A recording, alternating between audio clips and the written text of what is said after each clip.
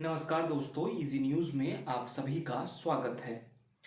आपने देखा होगा कि बीजेपी की 5वीं लिस्ट भी लोकसभा चुनाव के लिए सामने आ चुकी है और इस लोकसभा चुनाव में कई नाम ऐसे सामने आ रहे हैं जो काफ़ी दिलचस्प है। और ये जो 5वीं लिस्ट आई है इसमें भी कई ऐसे नाम हैं जिसको लेकर सामने आगे जाकर चर्चा होनी लाजमी है। तो क्यों ना आज ही हम लोग चर्चा कर लेते हैं। इसमें जो सबसे महत्वपूर्ण नाम है वो है मेनका गांधी के पुत्र और सांसद वरुण गांधी का बीजेपी ने टिकट काट दिया है। बीजेपी ने वरुण गांधी का टिकट इसलिए काटा है क्योंकि जो साफ साफ दिख रहा है वो सामने है कि वरुण गांधी लगातार बीजेपी के नीतियों के खिलाफ यानी मोदी सरकार के नीतियों के खिलाफ बोल रहे थे। वरुण गांधी यूपी के पीलीभीत से सांसद थे, लेकिन इस बार उन्हें अब टिकट नहीं मिला है। वहां से जितिन प्रसाद जो हाल ही में कुछ सालों पहले कांग्रेस को छोड़कर बीजेपी में आए थे, उन पर बीजेपी ने भरोसा जताया है।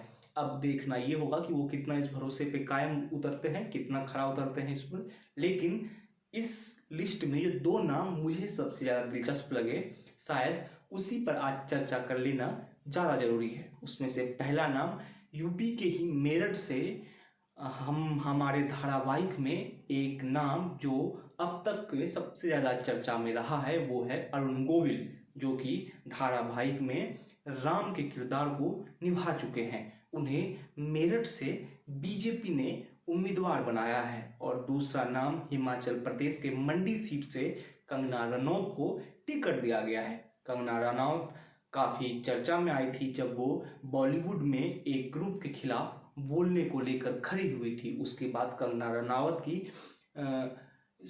उनकी सिक्योरिटी भी बढ़ाई गई थी। और इन दो नाम को लेकर अगर हम लोग देखें तो काफ़ी दिलचस्प चीज़ दिखता है। और इसी को लेकर अभी मेरे ध्यान में आ रहा है, मैंने एक इंटरव्यू कभी देखा था शंकर सिंह वाघेला। शंकर सिंह वाघेला, जो उन्हें नहीं जानते हैं उन्हें मैं बता दूं कि शंकर सिंह वाघेला अपने समय के एक बड़े राजनेता हैं। वो अभी भी मौजूद हैं, लेकिन अभी उनकी उतनी जनाधार नहीं दिखती है। कभी शंकर सिंह वाघेला बीजेपी में हुआ करते थे, गुजरात बीजेपी के अध्यक्ष हुआ करते थे। दिल्ली में शंकर सिंह वाघेला की तूती बोलती थी। कहा यह जाता है कि शंकर सिंह वाघेला और नरेंद्र मोदी एक साथ चला करते थे, लेकिन फिर वक्त के साथ साथ शंकर सिंह वाघेला की नरेंद्र मोदी से मनमुटाव हुआ। आपको एक दिलचस्प जानकारी दे दूं कि शंकर सिंह वाघेला नरेंद्र मोदी के राजनीति में सीनियर थे। और जब नरेंद्र मोदी बीजेपी में कुछ भी नहीं थे, जब ये बीजेपी के लिए एक सामान्य कार्यकर्ता थे, उस समय शंकर सिंह वाघेला गुजरात में प्रत्याशियों को टिकट दिया करते थे। अब आप समझ लीजिए। और उसी शंकर सिंह वाघेला ने एक बात बताई थी एक इंटरव्यू में कि हम जब गुजरात में अपने पांव को जमा रहे थे, हम जब प्रत्याशियों को जिताने की कोशिश कर रहे थे, तो हमने उस समय कई ऐसे कलाकारों को टिकट दिया जो उस समय धारावाहिक या मूवी में स्टार बन चुके थे, जिनके चेहरों को लोग पहचान रहे थे। लेकिन शंकर सिंह वाघेला अपने एक्सपीरियंस से बताते हैं कि उन स्टारों ने काम नहीं किया। अब उन्होंने किसे किसे टिकट दिया था ये देखना बहुत दिलचस्प होगा। उसी रामायण के किरदार में रावण के किरदार निभाने वाले को उन्होंने टिकट दिया था। उसी रामायण के किरदार में सीता के किरदार निभाने वाले को भी उन्होंने चुनावी मैदान से उतारा था। लेकिन शंकर सिंह वाघेला बताते हैं कि इन सभी कलाकारों को टिकट देने के बाद जब हम 5 साल के पीछे आकर देखते हैं तो हमें ये समझ में आता था कि उस क्षेत्र में काम नहीं हुआ है।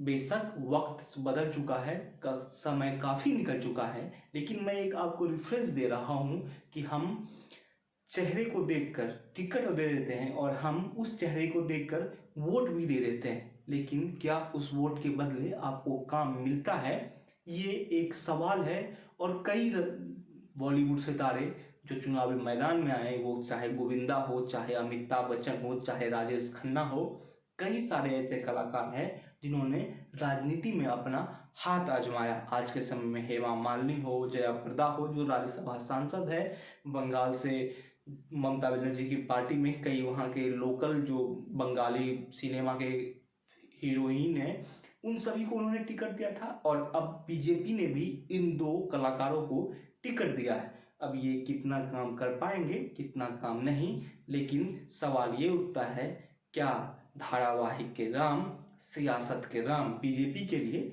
साबित हो पाएंगे या नहीं। ये वीडियो आपको कैसा लगा हमें जरूर बताइएगा। साथ ही साथ इस वीडियो को लाइक और शेयर करना ना भूलें और जाते जाते हमारे चैनल को सब्सक्राइब कर लें।